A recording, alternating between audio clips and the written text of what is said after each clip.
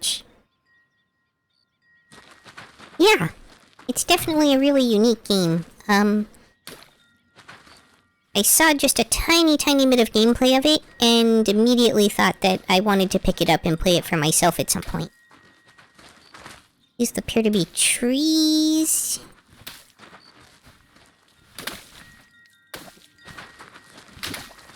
Definitely a very different take on the, like, first-person shooter.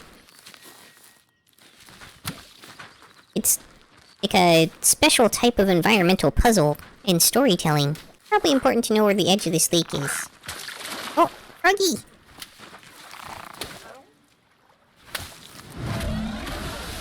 What was that? I didn't know this was going to be a horror game. It really gives a very interesting effect to, the environment as well. And I find it really interesting that it makes technically everyone's playthrough unique in terms of the visuals. Because no two people are ever going to put ink in exactly the same two areas throughout the entire level. So that means every person who comes through, their playthrough experience is, in a way, its own unique work of art. Which is a really cool concept. And they're definitely implying that I'm supposed to, like, jump down here. I get the vague sense that you fall from the ceiling if you... Okay, yeah, that's pretty mind-bending. We're definitely thinking of portals around here. Okay, so this area, you don't really need to paint stuff as much, it looks like. It's, magical Leoparidon?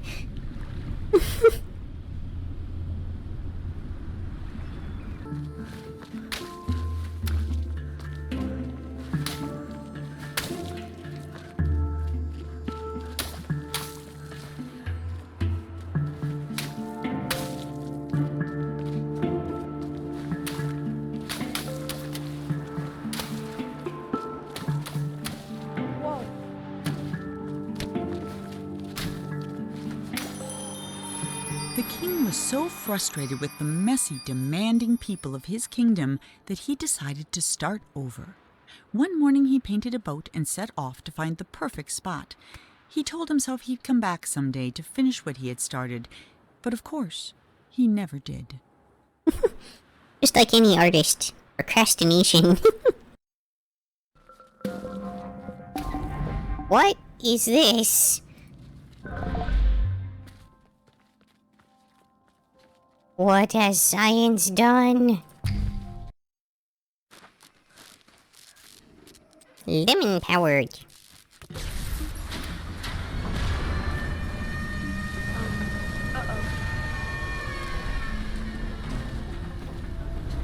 Uh-oh, indeed. Oh. Well, okay. Apparently it is, in fact, now a prison escape game. For a while it was, like, survival horror. Wait, oh, is that a ladder? Does that count as a ladder? No, that's not a ladder.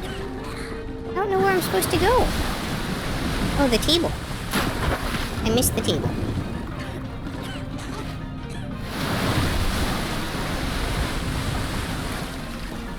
Would I splatter Squiggly with paint if they were a statue? Where are we going with this line of questioning? I don't know, but we'll leave it to Squig. It should be consensual after all. Squig, if you were a statue, do you want me to blast you with my paint? Being Terry Gilliam? From Monty Python?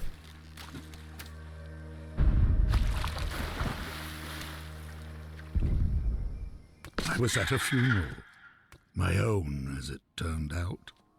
No one was there. Except you. And then I wasn't.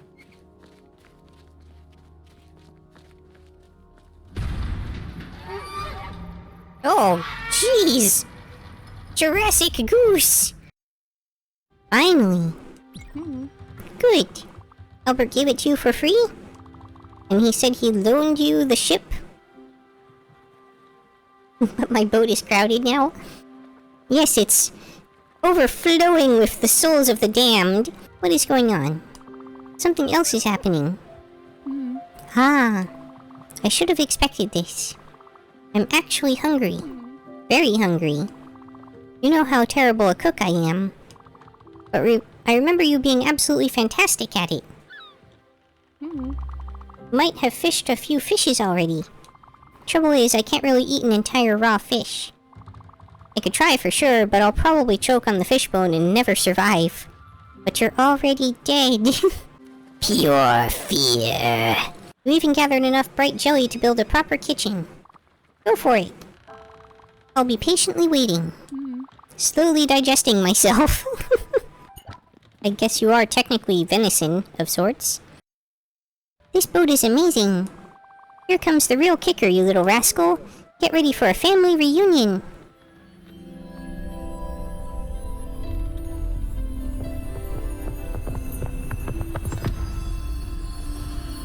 Oh, again, sorry for the flashing lights. It's me, Stella. Your uncle, Atul. Really? My uncle's a frog? Happily, I hope. I've been on that island for a while now. Can't wait to see the sights, the sea with you. I wonder if the anthropomorphism is just this kind of representation of their soul, rather than a literal aspect of how they were in life. I'm wondering if the obols are supposed to be the coins that would traditionally be placed with the dead in ancient Greek culture to pay for the ferryman on the way to the afterlife, because Charon was the original ferryman here, and I believe he is the ferryman across the river Styx in Greek mythology. This is kind of a bizarre, like, boss fight.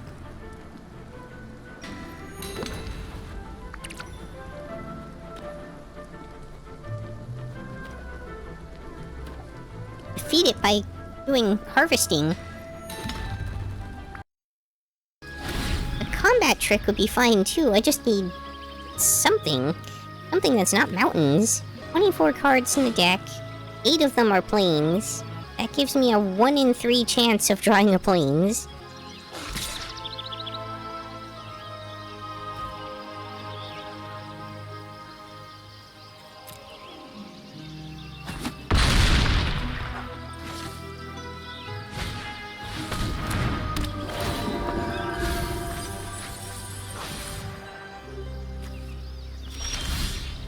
There we go.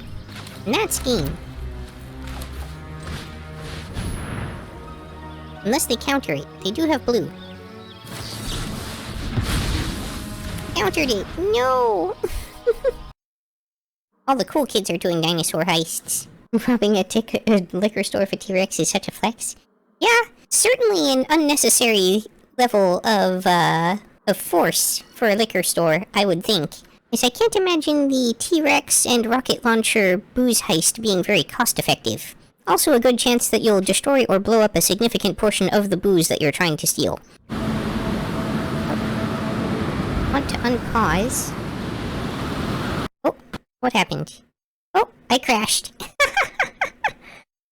Okay. Apparently it didn't like the combination of things I did, and it died. So, at least there weren't performance issues though, right? Okay, so I can use the illusionist to turn something into a forest to kick the Shalai's acolyte. Question is, can I get enough flying going fast enough to be able to overcome the attacks by this giant 10-10 and everything? Oh, jeez!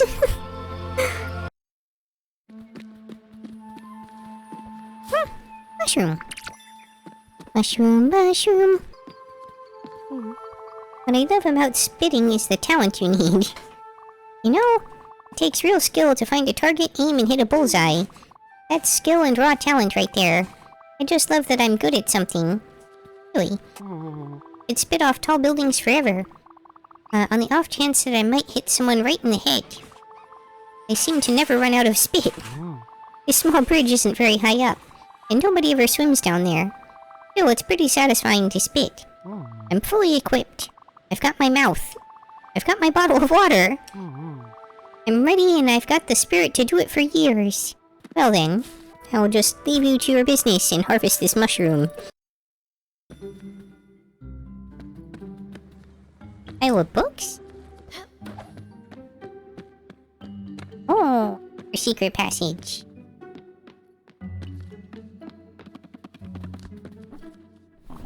Oh no. Listen, I've been working here for 10 years. I dug this little hole to read a few months ago. Don't tell anyone. You need to play it cool. I can't lose this job. I also can't afford to work that hard. My back really hurts. Take this. Call it a bribe if you want. I see.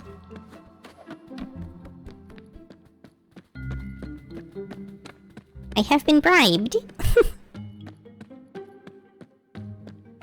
I suppose it does somewhat pay to bribe the ferryman in the afterlife. Oh no, here we go. It's time. Okay, here we are. I guess. I guess I'd been waiting for that moment to arrive. Sooner or later. Will you accompany me, my friend? Of course. Thank you. I think the water is blood.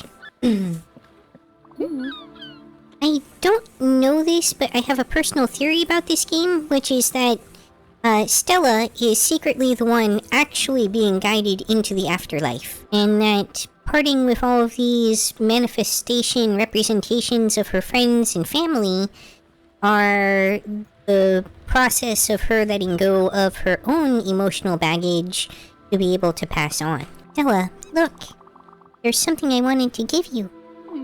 I used it to hide it in my old music box. I don't know why, but I always felt to me like it was the best hiding spot. Here it is. My old lighter. Haven't thought about this old thing in a while. It barely works. I stole it off Father when I was 12. Please, use it to remember me. In the good time. In the bad time. Exist together. Intertwined. If there is one thing you should... if there is one thing you learned from me, it should be that. Seems I couldn't escape it, doesn't it? Me being here, now... You know me, I've never been one to dwell on the past. Mainly because it always felt overwhelming to me. Like an irrepressible wave of resentment. But even at this very moment, I still wonder. I don't know if I've ever tried to connect. And I've been so sure of it. My opinion just never changed. You know what I've always said? That people come and go, but don't pay attention to each other. I never really did. That lives are only ever parallel. Adjacent at best. Well, that's bullshit. I see that now. And you're the proof of it. Not just you, but Mom cared as well. In her own way. And others here, given the circumstance. Still don't know about Father. I should probably forgive him. Find that last shred of strength left in. Would that make me a better person? Would that make a difference? Maybe. After all this, I don't think I care. And it doesn't matter. Because I had my best friend by my side. I had you. You are a wonderful person, Stella.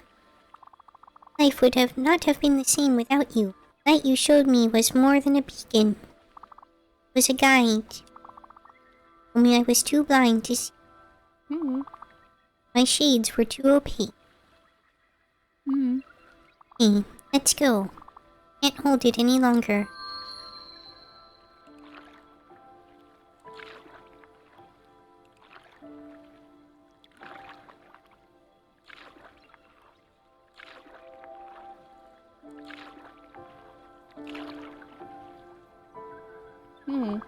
Thank you, Stella, for bringing me here, if you didn't want to.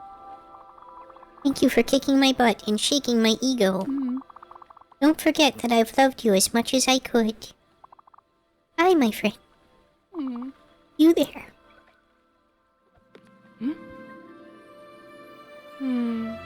Oh. A hug of...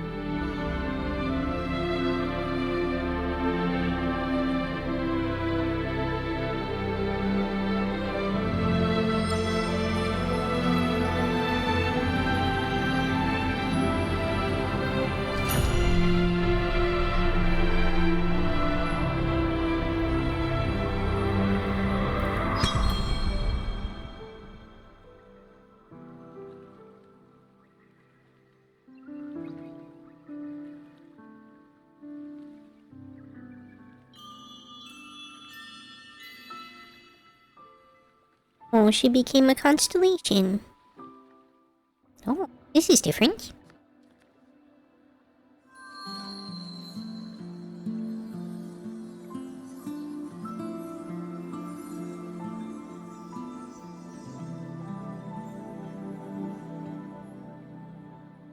Oh, am I putting together fractured memory?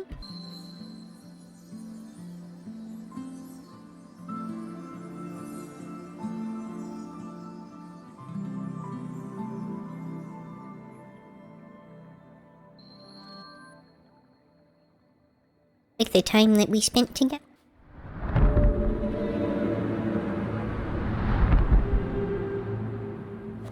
Oh, who that was?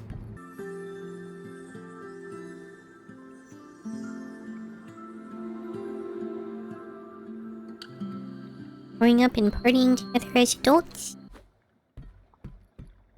Oh! Oh no! Whoops! Well, I fell quite a way, didn't I?